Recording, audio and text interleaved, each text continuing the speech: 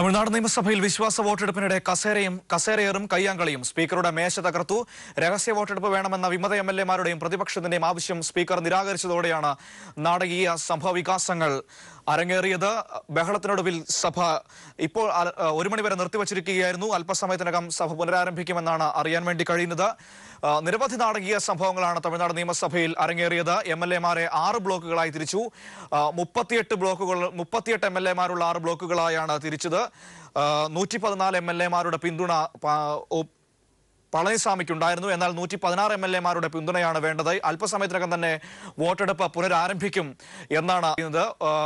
വലിയ സംഘർഷമായിരുന്നു സഭയിൽ നിലനിന്നത്. രഹസ്യ വോട്ടെടുപ്പ് വേണമെന്ന് എം.കെ. സ്റ്റാലിനും പനീർശെൽവവും ആവശ്യപ്പെട്ടു. എന്നാൽ രഹസ്യ വോട്ടെടുപ്പ് അനുവദിക്കില്ലെന്ന് സ്പീക്കർ പറഞ്ഞു. എങ്ങനെ വോട്ടെടുപ്പ് നടത്തണമെന്നുള്ളത് തന്റെ അവകാശമാണ്, തന്റെ വിവേചനാധികാരമാണെന്ന് സ്പീക്കർ പറയുകയുണ്ടായി.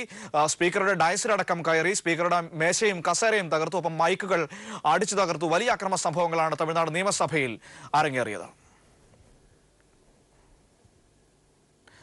പ്രമുഖ നടിയെ തട്ടിക്കൊണ്ടുപോയി അപമാനിക്കാൻ ശ്രമം. തൃശൂരിൽ നിന്നും കൊച്ചിയിലേക്ക് വരുമ്പോൾ അത്താണിയിൽ വച്ചായിരുന്നു സംഭവത്തിൽ കൊരട്ടി സ്വദേശി മാർട്ടിൻ കസ്റ്റഡിയിൽ. മുഖ്യ സൂത്രധാരൻ നടിയുടെ മുൻ ഡ്രൈവർ സുനിലിനെ പോലീസ് തിരയുന്നു.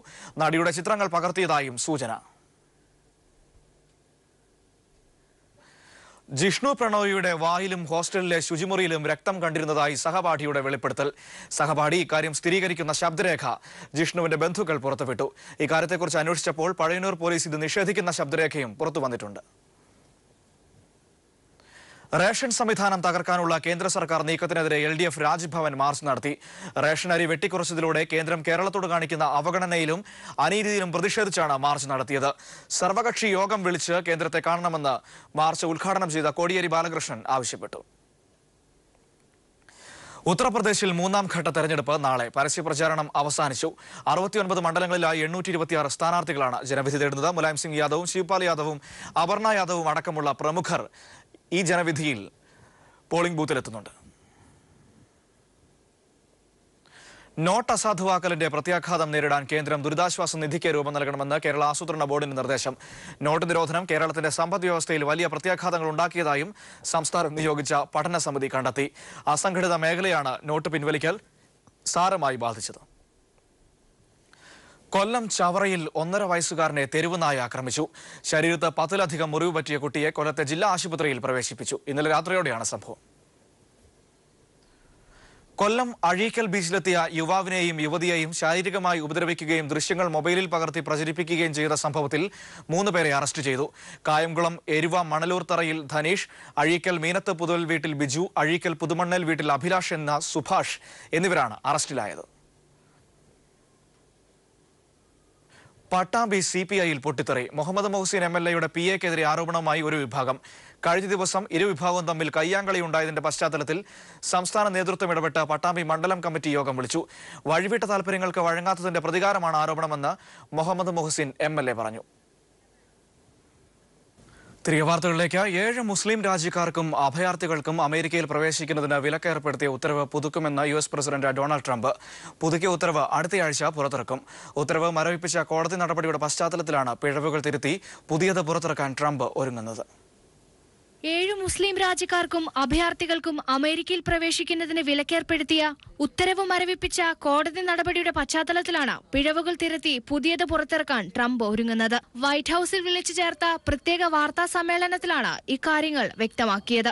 ഇതേ തുടർന്ന് കേസ് സംബന്ധിച്ച നടപടികൾ നിർത്തിവെക്കാൻ ജസ്റ്റിസ് ഡിപ്പാർട്ട്മെന്റ് കോടതിയോട് ആവശ്യപ്പെട്ടിട്ടുണ്ട്. തിരഞ്ഞെടുപ്പ് വാഗ്ദാനങ്ങളിൽ നിന്ന് പിന്നോട്ടു പോകാൻ ആഗ്രഹിക്കുന്നില്ലെന്നും രാജ്യത്തെ പ്രതിരോധിക്കുന്നതിനാണ് താൻ തിരഞ്ഞെടുക്കപ്പെട്ടതെന്നും ട്രംപ് പറഞ്ഞു.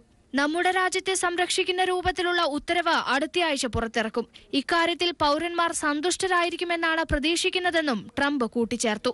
എന്നാൽ പുതിയ ഉത്തരവ് എങ്ങനെയായിരിക്കുമെന്നതിനെ സംബന്ധിച്ച് ട്രംപ് സൂചനകളൊന്നും നൽകിയിട്ടില്ല. പ്രസിഡന്റ് മാത്രം പങ്കെടുത്ത അപ്രതീക്ഷിത വാർത്താ സമ്മേളനത്തിൽ റഷ്യൻ ബന്ധം അടക്കമുള്ള വിവിധ വിഷയങ്ങളെക്കുറിച്ചും ട്രംപ് പ്രതികരിച്ചു. തന്റെ തിരഞ്ഞെടുപ്പ് പ്രചാരണ വിഭാഗത്തിന് റഷ്യയുമായി ഒരു ബന്ധവുമില്ലെന്നും ട്രംപ് തന്റെ വാർത്താ സമ്മേളനത്തിൽ അറിയിച്ചു. വൈറ്റ് ഹൌസ് പ്രവർത്തനങ്ങൾ അലങ്കോലമായതായ റിപ്പോർട്ടുകൾ ശരിയല്ലെന്നും മാധ്യമങ്ങൾ വാർത്തകൾ സൃഷ്ടിക്കുകയാണെന്നും ട്രംപ് പറഞ്ഞു. International desk. Kasaragod LBS engineering കോളേജിൽ നടന്നുവരുന്ന കണ്ണൂർ സർവകലാശാല കലോത്സവത്തിൽ സ്റ്റേജ് ഇനങ്ങളിൽ മത്സരങ്ങൾക്ക് തുടക്കമായി. മന്ത്രി രാമചന്ദ്രൻ കടന്നപ്പള്ളി ഉദ്ഘാടനം നിർവഹിച്ചു. കലോത്സവം നാളെ വൈകിട്ട് സമാപിക്കും.